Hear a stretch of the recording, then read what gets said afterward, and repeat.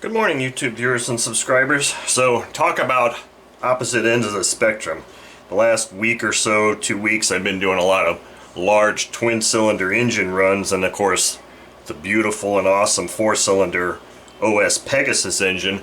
Now, the opposite end of the spectrum, I've got this on my bench, which is a new in-box Magnum. Where's the designation? It's a little hard to see there, but this is an XL30 RFS 4-stroke engine.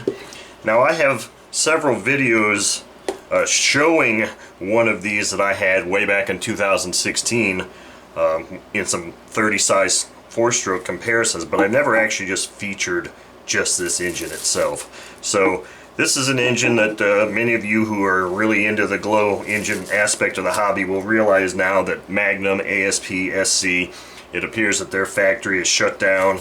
Could be permanent this time, so there could be potentially no more Magnum ASP engines being made.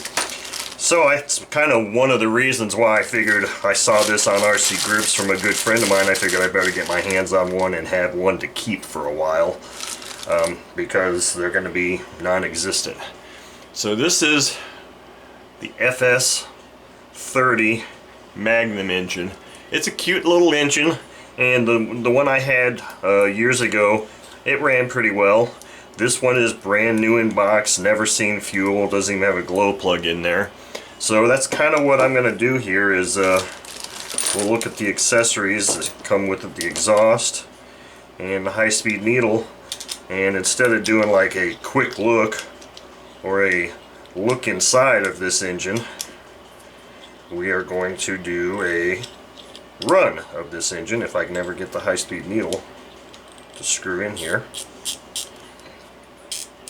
So that's what the plan is for this engine and this video. So I'm going to fully close that high-speed needle first, and I'm going to open it probably 2 full turns, 2.5 full turns. So there's 1, 2.5. And I'm going to put the carb, see it doesn't have a throttle stop screw, so I'm going to put the carb at about what I think the idle position would be and test the idle.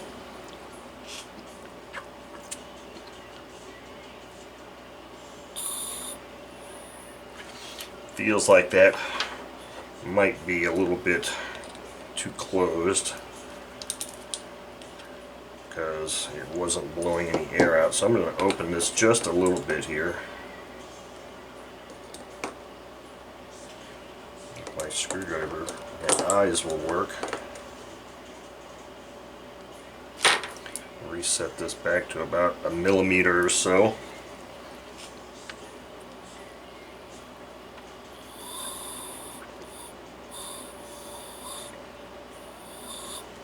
Alright, I think our carb is initially set up here, so this should be a good initial setting anyway. We'll have to go tweak it, but this run is going to be a break-in run, so I've got to go find a prop and a glow plug, put it on, and then let's go put this thing on the stand. Actually, being that this is an ASP Magnum engine, I think it's probably prudent for me to at least check the valve lash on this thing before I actually go and commit to putting it on the stand. So let me get my tools out and we'll check that real quick. Okay, so I got my small engine here sitting on a small piece of foam, and I'm going to find top dead center here on the compression stroke. So my intake valve is going down now, it's up. I'm just using the toothpick to help find top dead center. So I'm at top dead center here. And I'm going to use the widest gap, or the largest one, which is a 0.1 millimeter. Oh my. Yeah, that easily slides in both of these, so not surprising with these ASP Magnum engines. I would always highly recommend checking the valve lash before you run these things.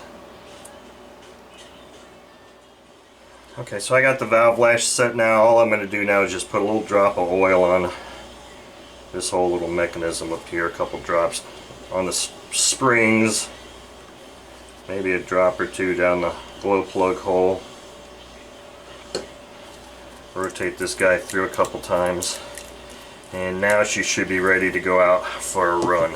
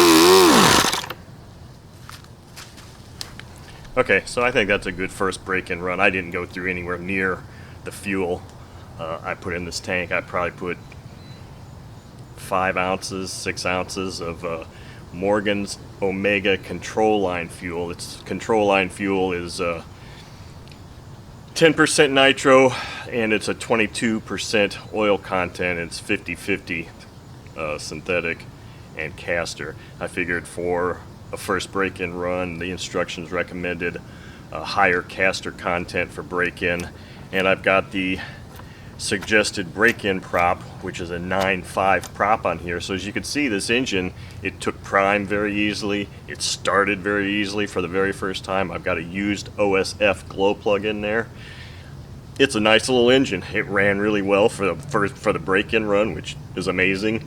And I even was able to get it down to, not peak RPM by any means, but a high enough RPM that it would actually hold an idle, pretty reliable idle, and it wouldn't transition perfectly because it's a break-in run and it's not even set up, but it did transition pretty darn good for this engine. So pretty impressive little engine. I'm going to continue the break-in process on it, and I'll have a nice another small 4-stroke engine for my collection. Thank you for watching.